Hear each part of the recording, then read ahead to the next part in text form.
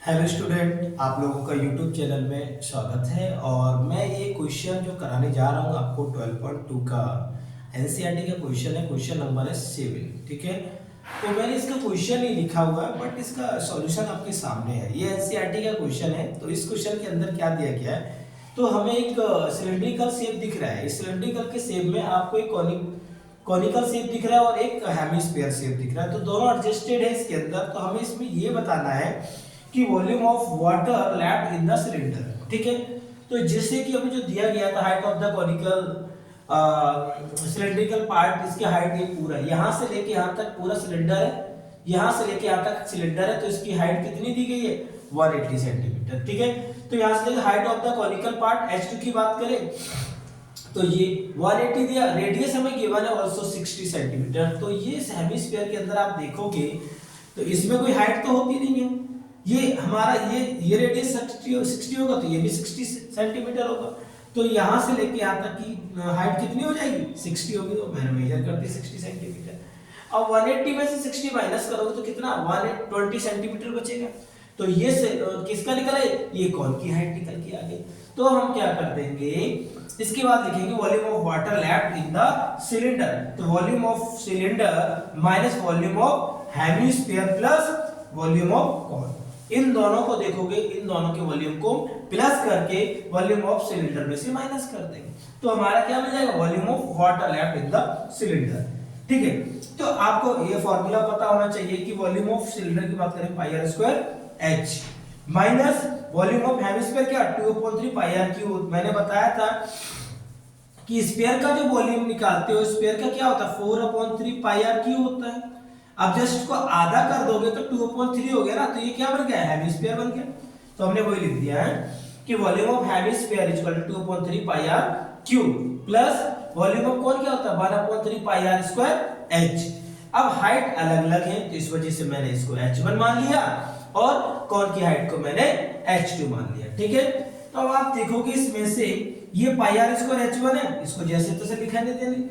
अब इन दोनों में कॉमन क्या दिख रहा है 1/3 पाई दिख रहा है, पाई दिख रहा है। तो हमने पाई 1/3 कॉमन ले लिया। यहाँ पर आर क्यू दिख रहा है, यहाँ आर स्क्वायर दिख रहा है। तो आर स्क्वायर क्या हो गया, यहाँ से कॉमन आ गया। इनटू यहाँ से देखोगे तो अंदर क्या बचेगा 2 बचेगा और आर बचेगा। तो 2r प्लस H2, ये H2 बचा हुआ है। ठीक है, अब मैंने यहाँ से सॉल्व किया, यहाँ से वैल्यू पुट करके पाई की वैल्यू मैंने क्या लिख दी 22/7 इनटू, और यहां से देखोगे आर स्क्वायर, रेडियस दोनों की सेम है तो 60 ही रहेगा। यहां से 60 का स्क्वायर इनटू 180, क्योंकि आपकी हाइट क्या है सिलेंडर की 180 सेंटीमीटर। फिर उसके बाद माइनस पाई अपॉन 3 करोगे, मतलब 1/3 कर दो, अलग कर दो 1/3 इनटू 22/7। 60 का स्क्वायर क्योंकि रेडियस का स्क्वायर 2 इनटू आर, मतलब क्या हो जाएगा 60 सेंटीमीटर प्लस 120 हो गया। अब हम पहले ब्रैकेट को सॉल्व कर लेंगे, बॉड मास सबको पता है। तो ये 16 6 2 जा 12 मतलब 62 जा 120 हो गया। तो 120 प्लस 124 240 हो जाएगा यहाँ से। अब यहाँ से क्या करोगे, अब यहाँ से देखो इसमें अब इन दोनों को क्या क्या कॉमन है वो बाहर निकालो। आसान तरीका है, आप कैलकुलेशन तो आप पूरी कर सकते हो लेकिन इतना बड़ी कैलकुलेशन नहीं करना है, आसान इसे हमें सॉल्व करके नहीं करना है एग्जाम में। ठीक है, तो इस चीज को हमें ध्यान रखना है। 22/7 इंटू 60 का स्क्वायर इंटू 180, यहां पर देखो ये पोर्शन पूरा मैंने बाहर निकाल दिया, इसके अंदर 180 बचा, माइनस 22/7 इंटू 60 हमने बाहर निकाल दिया, 180 माइनस 240/3 बचा हुआ। ठीक है, तो 3 से 240 को हम काट सकते हैं तो 80 आ जाएगा। ठीक है, तो 80 निकल के आएगा, 180 में से माइनस कर देंगे 80 को तो 100 आ गया। 60 को 60 से मल्टीप्लाई करेंगे और बाद में सबको मल्टीप्लाई कर देंगे तीनों को। 60 मल्टीप्लाई करोगे 3600 आएगा, फिर 22 से मल्टीप्लाई करोगे और 100 से मल्टीप्लाई करोगे तो सब वैल्यू आने के बाद में आप 7 से डिवाइड कर दोगे तो आपके पास आंसर निकल के आ जाएगा 113142.857 सेंटीमीटर। अब सेंटीमीटर को मीटर में शो करना है क्योंकि आंसर उसका मीटर में दिया गया ना, तो मीटर में शो करने के लिए 1 सेंटीमीटर इक्वल टू क्या होता है 1/100 मीटर। तो यहाँ सेंटीमीटर कितने हैं 3, मीटर कितने बनाने 3, तो हम क्या करेंगे 100 से मल्टीप्लाई कर देंगे नीचे। तो आप देखो 1 2 3 4 5 6 6 जीरो के बाद में हम पॉइंट शिफ्ट कर देंगे 1 2 3 4 5 6। तो हमारा पॉइंट कहाँ लग गया 1.13428 मीटर क्यूब।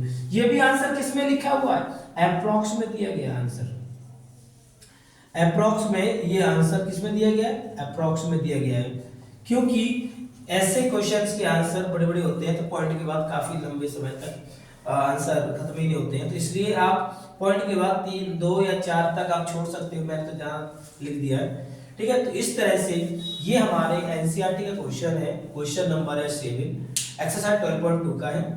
और आप देख सकते हो क्वेश्चन एक्चुअली नहीं लिखा हुआ, आप लोग चाहो तो क्वेश्चन देख लेना है एनसीईआरटी बुक से। और बाकी अगर ऐसे किसी में और डाउट लगता है तो आप मुझे बता सकते हो कमेंट सेक्शन में, और मैं आपको नेक्स्ट क्वेश्चन ठीक है सॉल्व करके दिखा दूंगा, ठीक है। Okay, thank you so much.